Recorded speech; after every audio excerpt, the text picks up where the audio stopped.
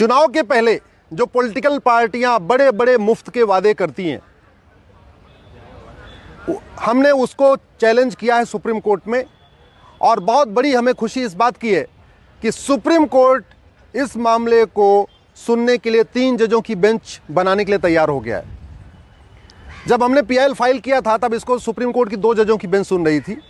Supreme court ने केंद्र सरकार को नोटिस जारी किया, केंद्र सरकार से भी पूछा, इलेक्शन कमीशन को नोटिस जारी किया, इलेक्शन कमीशन को ओपिनियन मांगी। सुप्रीम कोर्ट ने टैक्स पेयर्स के बारे में भी कहा है कि एक एसोसिएशन अपना टैक्स पेयर का भी बनना चाहिए, उनकी भी इनपुट आना चाहिए, उनका भी फीडबैक आना चाहिए, आरबीआई का इनपुट आना चाहिए, कैसे इस फ्रीवीज सिस्टम को रोका जाए, जो मुफ्त रेवड़ी का कल्चर है, इसके बारे में सुप्रीम कोर्ट ने सबसे ओपिनियन मांगी है।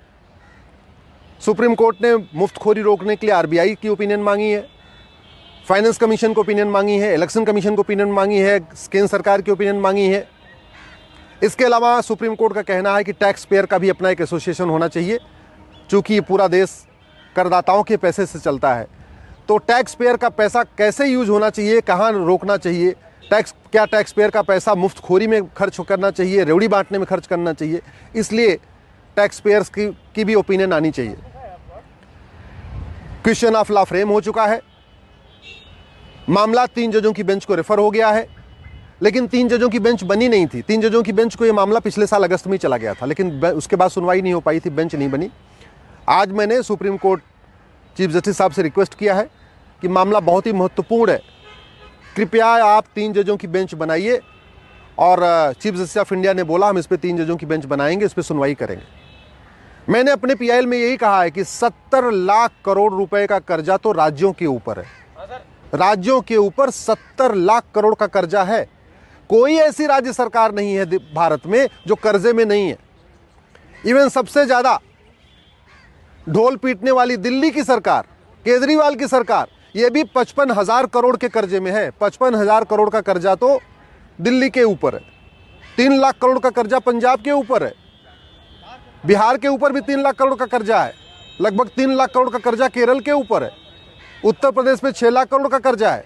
तो भारत की ऐसी कोई सरकार नहीं है जिसके ऊपर 50,000 करोड़ या 1 लाख करोड़ या 2 लाख करोड़ 3 लाख करोड़ का कर्जा नहीं है। टोटल कर्जा 70 लाख करोड़ का हो गया है राज्यों के ऊपर। लगभग 80 लाख करोड़ का कर्जा केंद्र के ऊपर है। तो अगर पूरा देखें तो भारत इस समय 150 लाख करोड़ के कर्जे में है, 150 लाख करोड़ के कर्जे में। ये जितना डेवलपमेंट हो रहा है, ये सब कुछ अपने पैसे से नहीं हो रहा है, उधारी ले लेके हो रहा है। राज्य सरकार केंद्र सरकार से उधारी लेती है, केंद्र सरकार वर्ल्ड बैंक से उधारी लेती है, केंद्र सरकार फला से उधारी लेती है, अलग अलग उधारी लेके काम चल रहा है। तो मैंने सुप्रीम कोर्ट से ही निवेदन किया कि अगर अपने पास पैसा ना हो, उधारी लिया जाए, तो उधारी लेके कभी हलवा पूड़ी नहीं खाते। उधारी करके तो सिंपल रोटी चावल दाल रोटी सब्जी खाया जाता है। लेकिन चुनाव जीतने के लिए पॉलिटिकल पार्टियां उधारी भी कर रही हैं, उधार लेती चली जा रही हैं, और लेते लेते लाखों करोड़ का 70 लाख करोड़ राज्यों के ऊपर कर्जा हो गया। इसके बावजूद जब भी कोई चुनाव आता है तब फिर से शुरू हो जाएगा, हम स्मार्टफोन देंगे, कोई कहता हम कलर टीवी देंगे, कोई कह रहा हम वॉशिंग मशीन देंगे, कोई कह रहा हम मंगलसूत्र देंगे, कोई कह रहा कुछ देंगे। फंडामेंटल राइट तो पूरा हो नहीं पा रहा है। कोई भी पॉलिटिकल पार्टी शुद्ध हवा देने का वादा नहीं करती, शुद्ध पानी देने का वादा नहीं करती, शुद्ध जो है अच्छी शिक्षा देने का वादा नहीं करती, अच्छा हॉस्पिटल का वादा नहीं करती, अच्छे स्कूल का वादा नहीं करती। वादा क्या करेंगे? मुफ्त में फला, मुफ्त में फला। अरे भैया पैसे ले लो लेकिन शुद्ध तो दो। शुद्ध हवा, शुद्ध पानी, शुद्ध भोजन दे नहीं पा रहे, शुद्ध सब्जी दे नहीं पा रहे, शुद्ध फल दे नहीं पा रहे हो, और कह रहे नहीं हम तो फ्री में पानी देंगे, फ्री में बिजली देंगे, और फ्री में वॉशिंग मशीन देंगे, और फ्री में मंगलसूत्र देंगे। इस पर रोक लगाना ज़रूरी है। अगर हमने नहीं रोक लगाया तो याद रखिए लंका की क्या हालत हो गई है आप सबको पता है, पाकिस्तान की क्या हालत हो गई आप सबको पता है, अफ़गानिस्तान की क्या हालत हो गई है सबको पता है। वहाँ की अर्थव्यवस्था चरमरा चुकी है। भारत में जिस तरीके से कर्जा लेके हलवा पूड़ी खाया जा रहा है, जिस तरीके से कर्जा लेके भी लूटपाट चल रही है, जिस तरीके से इतना देश के ऊपर कर्जा, इसके बाद भी भ्रष्टाचार कम नहीं हो रहा है, मुफ्तखोरी बढ़ रही है। इस पर अगर रोक नहीं लगाया गया, आने वाले टाइम में हमारी इकोनॉमी भी कोलैप्स हो जाएगी। आप सब भी इस पर आवाज़ उठाइए, मुफ्तखोरी के ऊपर आवाज़ उठाइए, मुफ्तखोरी के खिलाफ बोलिए, सोशल मीडिया में लिखिए, इस वीडियो को अधिक से अधिक शेयर करिए, लोगों को पता तो चले कि ये जो राज्य सरकारें मुफ्त का वादा करें उनके ऊपर कर्जा कितना है। दिल्ली जहां मात्र 2 करोड़ की जनसंख्या है, खूब टैक्स भी आ रहा है, खूब लोग टैक्स भी दे रहे हैं, उसके ऊपर भी 55,000 करोड़ का कर्जा है दिल्ली जैसे राज्य के ऊपर। यूपी, बिहार, बंगाल की तो आप बहुत पीछे छोड़ दीजिए। बिहार के ऊपर 3 लाख करोड़ का कर्जा है, बंगाल पे 3 लाख करोड़ का कर्जा है, केरल पे 3 लाख करोड़ का कर्जा है, उत्तर प्रदेश पे 6 लाख करोड़ का कर्जा है, उत्तराखंड पे 3 लाख करोड़ का कर्जा है, राजस्थान पे 3 या 4 लाख करोड़ का कर्जा है।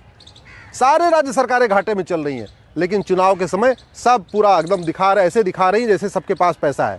और एक बात और, ये जो पॉलिटिकल पार्टी वादा करती है ना मुफ्त में देने का, ये कोई अपनी फंडिंग से नहीं करती हैं। कोई पॉलिटिकल पार्टी जो उसको चंदा मिलता है उससे कुछ भी फ्री में नहीं देती है। जो यहाँ पे करदाता टैक्स देते हैं उन्हीं में ही अपना नाम कमाती है। तो पैसा करदाताओं का और नाम कमाती हैं पॉलिटिकल पार्टियाँ। पैसा करदाताओं का और नाम कमाते हैं नेता कि मैंने ये दे दिया, मैंने ये दे दिया, मैंने ये दे दिया। भाई कोई भी नेता अपने जेब से कोई 1 रुपये खर्च करता है क्या? कोई पॉलिटिकल पार्टी अपने जेब से 1 रुपये खर्च करती है क्या? पैसा किसका है? हमारा और आपका। तो हमारा आपका पैसा सही से उपयोग हो, सही जगह उपयोग हो, उसका दुरुपयोग ना हो, मुफ्त रेवड़ी में उसका दुरुपयोग ना हो, इसके खिलाफ आवाज़ उठाइए। अगर आप ऐसे ही पॉलिटिकल पार्टियों के बारे में सोचते रहेंगे, अगर आप पॉलिटिकल पार्टियों से ऊपर नहीं उठेंगे, दल गुलामी नहीं छोड़ेंगे, राष्ट्र के बारे में नहीं सोचेंगे, तो याद रखिए हमारी आने वाली पीढ़ियों का वही हाल होगा जो आज लंका में हो रहा है, जो पाकिस्तान में हो रहा है, जो बांग्लादेश में हो रहा है, जो अफ़गानिस्तान में हो रहा है। वही हाल हमारे बच्चों का भी होगा। मैं आपसे निवेदन करता हूँ, प्लीज़ दल गुलामी छोड़िए, पॉलिटिकल पार्टियों से ऊपर उठिए, सपाई बसपाई भाजपाई नहीं, सबसे पहले भारतीय बनिए और जो सही है उसको सही बोलिए, जो गलत है उसको गलत बोलिए। अपने अपने सांसदों विधायकों से कहिए ये मुफ्तखोरी बंद करें, मुफ्त रेवड़ी बंद करें। पहली बात, शुद्ध हवा, शुद्ध पानी, शुद्ध क्या बोलते हैं, फल, अच्छा स्कूल, अच्छा हॉस्पिटल, अच्छा सड़क बना के दे दें, अच्छी न्यायिक व्यवस्था बना के दें जिससे मुकदमे का फैसला 1 साल में हो जाए, अच्छा पुलिस सिस्टम बना के दें जिससे क्राइम कंट्रोल हो।